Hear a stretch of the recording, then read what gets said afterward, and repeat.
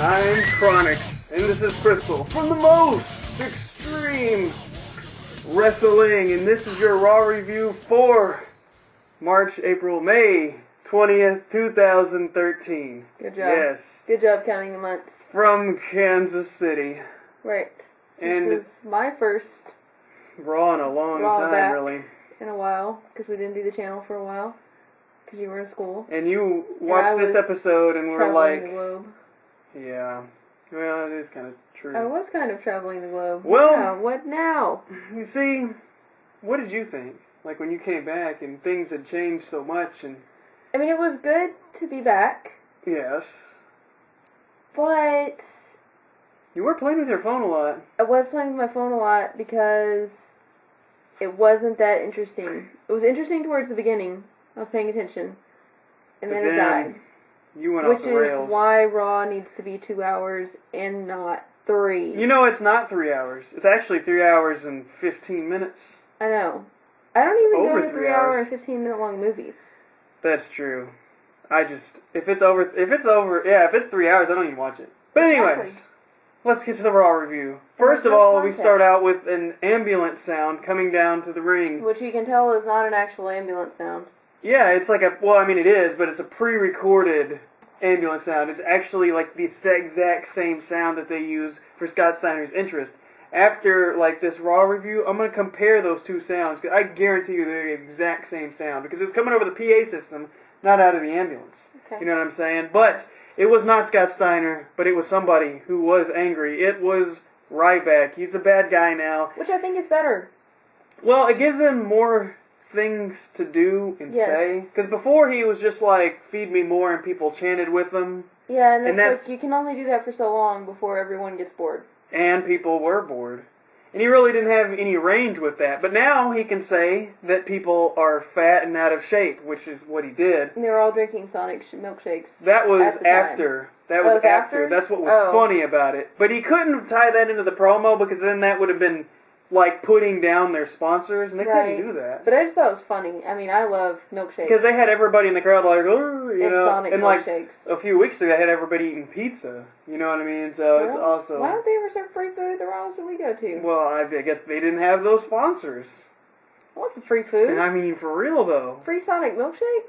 But we didn't get that. So, he did that, called everybody fat, said that everybody was going to eventually die, which everybody's going to die no matter what, even if you are Ryback. It is the only constant in the world besides gravity, right? And taxes. Oh, yeah, that Death thing. and taxes. Death and taxes, okay. But I mean, technically, gravity. you still don't have to pay taxes. You could just go to jail. So it's technically still a choice. Yeah, so it's only death. Yeah. I mean, gravity is pretty constant. Well, acceptance. Well, even in space, I guess there's gravity around large masses. Yes. Anyways, so he wants a match with John Cena again at the next pay-per-view, which is called... I heard that match was really lame. I didn't watch it, but I heard it was lame. At Payback, which is not a very creative pay-per-view name, is it? The pay-per-view is called Payback? Yeah. What did it used to be called? There wasn't anything Something called else. Payback No, before. I mean, this is a new one, yeah. I don't remember what it used to be called. It used to be called something else. Well, that's a stupid name. Yeah. Because then can you only have payback matches? Yeah, I guess. Well, I mean, the whole point is after WrestleMania. Well, it's not. They just had Extreme Rules. So that is completely... Payback what? A completely valid point. Kitty, so you are right. Bad kitty. Now moving on. The Miz and Y2J versus Fandango and Wade Barrett, the Intercontinental This Champion. was an entertaining match. It was. I did have some observations here. Wade Barrett's music? Different. Really gay at the beginning, but then got good. Yeah, good after the intro. Yes. So now that I know what's coming after the weird part, You're okay with it? I'm okay with it. However, I still do not like Fandango's gimmick. I think it is the dumbest thing ever. He is a dancing wrestler. Mull that over in your mind. Chris Jericho is a dancing wrestler. He was on Dancing with the Stars. Yes, but that wasn't incorporated into his wrestling career. Well... You know it's stupid. Well, I mean, it's different to incorporate something than Fandango. His entire gimmick is true. being a dancing guy. I did think he looked good in the ring, and I liked his tights. Yeah. But I cannot get past the gimmick thing. If he had a different gimmick, I would be totally on board with this guy.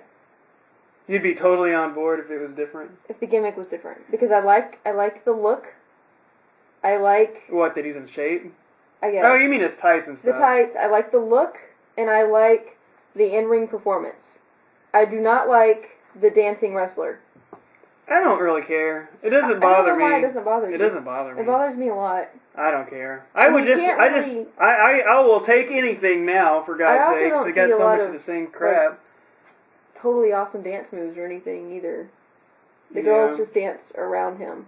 So even though he's a dancing wrestler, I haven't seen any actual dancing, so it extra doesn't. Well, he does that thing, or whatever that is. Yes, that's one move.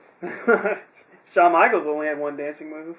And he wasn't the dancing wrestler. Well, he kind of was. Was he not? He was the dancing wrestler? He was always that was his gimmick? He kind of was. He did the little dances.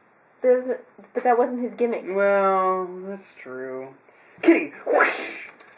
Made her run away. Quit trying to argue with this because you know I'm right. Alright, so they do the app overload, telling us to download their app non-stop. And I don't understand. They want us to download their app on the iPhone. They want us to tweet. They want us to tout. They want us to have the second screen experience. They want us to do all this crap all at the same time. You know why? Why? Because Raw's too freaking long.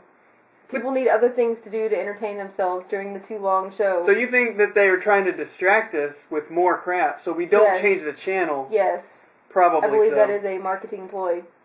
But speaking of marketing, don't you think that the advertisers would be angry that the WWE is telling you not to watch the commercials? They're telling you to load up all these screens and stuff, but they are calling it second screen experience, implying that there's a first screen that you should be paying attention to.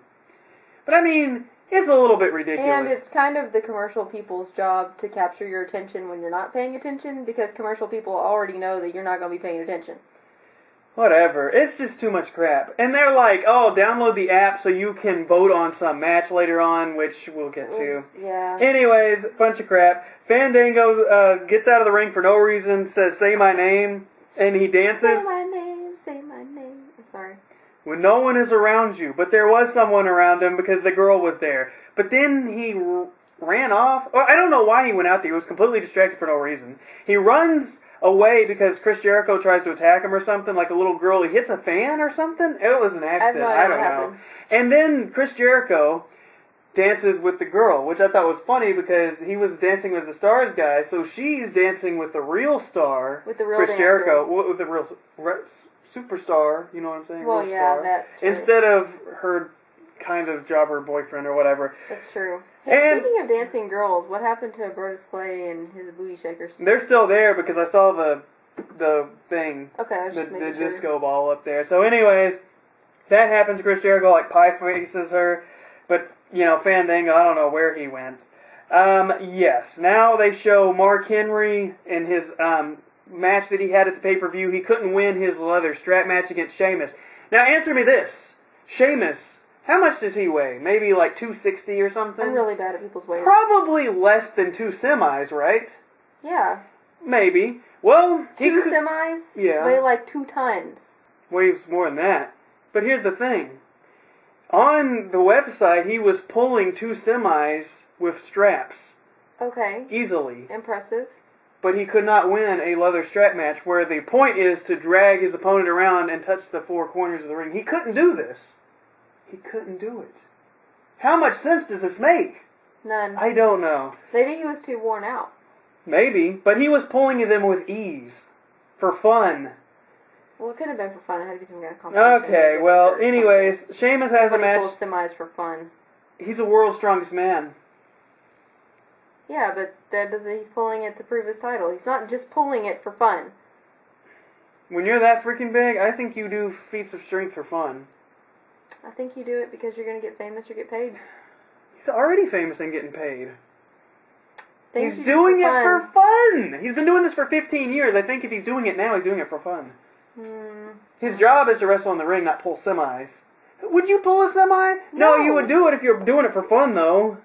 Okay. Now, Paul Heyman, he has a secret. He has a secret guy who's joining his team of whatever, his new client. Kitty!